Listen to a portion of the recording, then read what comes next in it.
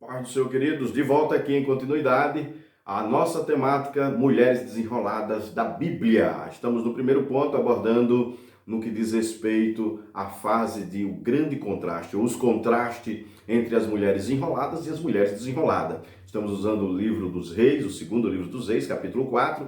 Falamos desde os versículos de número 1 ao versículo de número 7, a primeira mulher, a mulher enrolada, que Eliseu desenvolveu uma temática, uma dinâmica que transformou em uma grande empreendedora, uma mulher super desenrolada. E estamos falando no mesmo contexto do capítulo 4, versículos de número 8 a 37, da segunda mulher, uma mulher rica de Sunem, que é muito desenrolada, uma mulher que, contrapartida, ela demonstra características completamente opostas à da primeira. E nós aprendemos aqui vários itens, pelo menos citamos 13 tópicos, em que esta mulher, ela demonstra ser uma mulher desenrolada. E as suas ricas características, você pode acompanhar os vídeos anteriores e assim tomar nota destas características e dessas qualidades aqui então mencionadas. Paramos na 13ª, que diz respeito ao gerir as guerras externas e as guerras internas. E estaremos adentrando aqui o 14º quesito. Deixe-me ir pontuando, né?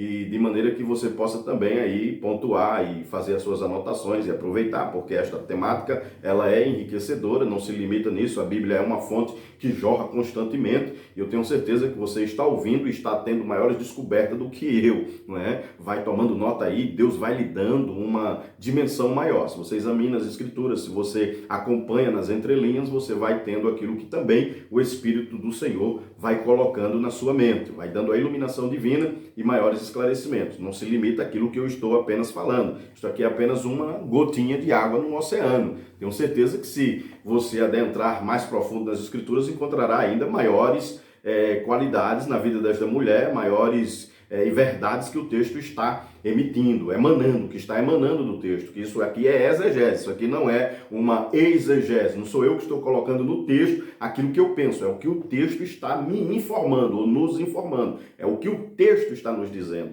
Então, automaticamente, ele vai comprovando no seu contexto, tá certo? Isso é uma exegese. Nós temos a preocupação aqui no canal Relíquias de um Pregador de passar informações 100% bíblica e dentro de uma visão ortodoxa, tá certo? Uma teologia saudável, dentro de uma norma sistemática que é possível enxergar as verdades que o texto já tem em si determinado. Conhecereis a verdade e a verdade vos libertará. É uma questão de compreender a verdade que o texto está mandando, tá bom? Então, dentro deste segmento, nós estamos aqui no 14º quesito, onde nós vamos falar que ela sabe lidar com equilíbrio. Ela é uma mulher equilibrada.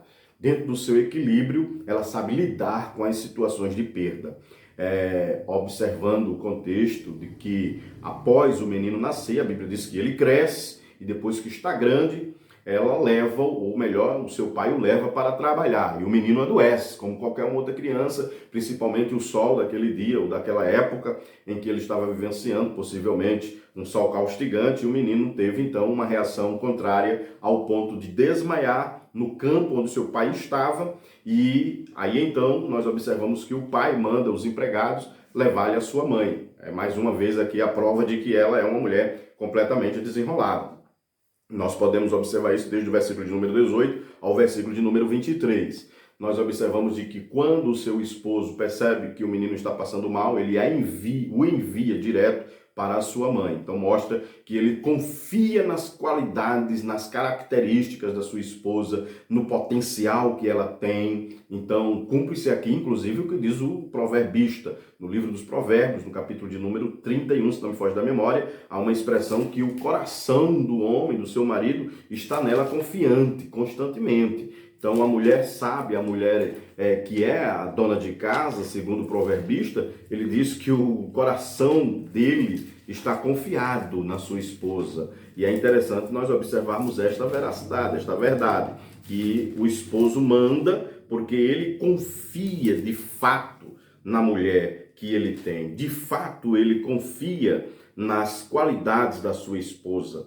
Está lá no capítulo 31, melhor dizendo, né, nas palavras da mãe do rei Lemuel, nós observamos aqui, e quando ele destaca que a mulher sábia, ela tem tudo sob controle e é uma pessoa que o coração do seu marido está nela confiante. Capítulo 31 do livro dos Provérbios, versículo de número 11, nos diz assim: o coração do seu marido está nela confiado, e a ela nenhuma fazenda faltará. Muito bem, isso mostra uma característica real de que esta mulher tinha esta grande virtude e o seu marido confiava nela. Então, automaticamente, ele envia. E com muita prudência, com muita cautela, veja que ela não demonstra em nenhum momento desespero. Muito pelo contrário, ela pega o menino e à medida que ela pega o menino nos braços, ela fica com ele no colo, ela dá todo o tratamento, todo o auxílio que é necessário, é o que o texto nos mostra, e aí então o menino morre no seu colo. É claro que o texto está nos dizendo isso, que o texto nos mostra. Observe o versículo de número 20. E ele o tomou e o levou à sua mãe, isto é, o empregado, levou o menino para sua mãe. E esteve sobre os seus joelhos até o meio-dia e morreu. O seu filho morre nos seus braços, morre no seu colo. Eu costumo utilizar uma expressão para este texto, dizendo que são os projetos falidos. Às vezes, os projetos vêm falir, vêm morrer nos nossos braços. E é interessante que morreu nos seus joelhos. Se fôssemos fazer uma aplicação, me permita fazer essa aplicação de joelhos. Às vezes nós podemos dizer assim, mas eu orei tanto e deu errado. Porque ela levou nos joelhos, fazendo uma aplicação de forma figurativa, a oração. Claro que ela aqui, a Bíblia não está dizendo que ela se ajoelhou para orar ou para falar com Deus, não. O menino morreu nos seus joelhos. Eu quero apenas transfigurar aqui, ou transliteralizar, para uma aplicação pessoal de interpretação minha no contexto. Então, automaticamente aqui sou eu que estou interpretando e aplicando esta linguagem figurativa dentro deste contexto, ok? De que, por vezes, os projetos morrem mesmo estando nos nossos joelhos. Os projetos fracassam mesmo estando debaixo de oração. Os projetos podem ir abaixo mesmo estando debaixo dos nossos joelhos. Porque às vezes as pessoas ficam fragilizadas e até mesmo no que diz respeito a desacreditarem nos projetos de Deus e até mesmo desacreditar em Deus, até mesmo a não querer confiar mais em Deus, distanciar-se de Deus. Quem sabe, minha irmã, meu amigo, você que está acompanhando aí, e alguns projetos falharam e você ficou frustrado e passou a desacreditar em Deus na perda de um esposo, na perda de um familiar. Quem sabe você era frequente, não, mas porque Deus permitiu levar o meu filho, porque Deus permitiu levar o meu pai, porque morri, perdi pessoas agora na pandemia, pessoas importantes, não foi só uma, nem duas, nem três, perdi muitas pessoas amigas e você ficou tão frustrado e acabou nos projetos falindo, mesmo você tendo uma vida de comunhão, uma vida de oração, uma vida de intimidade com Deus. Mas eu quero lhe dizer uma coisa, na oportunidade em que estamos tendo aqui, neste momento, nesta temática.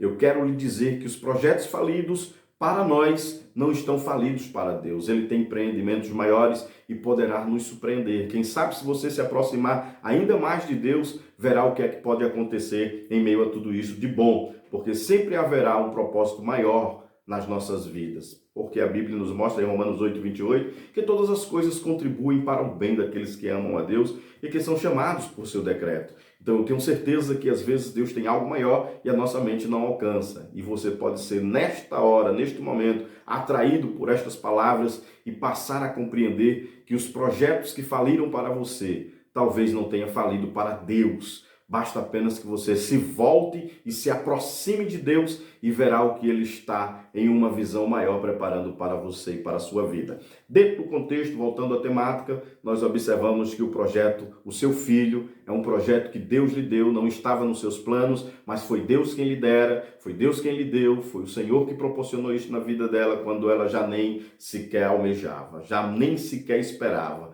E agora ela vê este menino morrer e morre nos seus braços, morre no seu colo. Automaticamente esta mulher demonstra equilíbrio e o equilíbrio dela é impressionante. Ela pega o menino, coloca nos braços e sobe até o quarto do profeta Eliseu. Já não estando lá o profeta, ela coloca o menino na cama do profeta e depois ela desce. E quando ela desce, ela diz a um dos empregados: manda avisar o meu marido o seguinte. Então ela dá ali algumas delega ali algumas tarefas e o seu esposo então diz, mas por que vais ao profeta e o que é que vais resolver? E ela diz ao seu marido com muita precisão, diz, descansa, vai tudo bem, versículo de número 23. Isto mostra o equilíbrio que ela tem. Esta expressão dela, tudo bem, estava tão interligada, estava tão intrínseca dentro de si, de que foi as mesmas palavras que ela disse ao servo do profeta Eliseu. Ela mandou dizer ao seu marido, ela já saiu de casa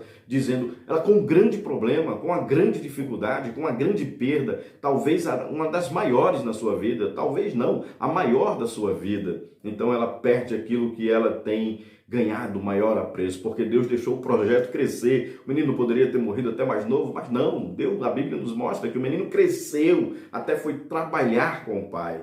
Então, às vezes, Deus deixa o projeto crescer, desenvolver, nos apegamos. É tal como Isaac, não é? Que cresceu e Deus mostrou então ali a Abraão e pediu-lhe Isaac em sacrifício. Às vezes tem coisas que nós não conseguimos atingir na nossa compreensão humana, mas o Espírito Santo nos leva a entender os projetos de Deus. É o que Jesus disse a Pedro. Pedro, João, capítulo 13, versículo 7, o que eu estou fazendo você não vai entender agora, filho. Você vai entender um pouco mais para frente. Então, automaticamente, Deus sempre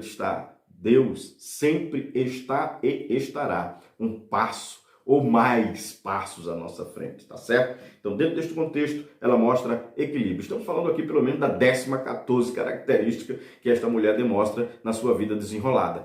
Aguardo você no próximo vídeo, daremos continuidade na 15ª e por aí em diante. Tem muita coisa no contexto sagrado e eu fico impressionado com as informações que a Bíblia vai nos dando e vai nutrindo a nossa fé e fazendo crescer em graça e conhecimento. Te aguardo então no próximo vídeo, canal Relíquias de um Pregador, esse que vos fala seu irmão e amigo presbítero Biraci Silva. As mulheres desenroladas da Bíblia. Que Deus em Cristo continue te abençoando ricamente.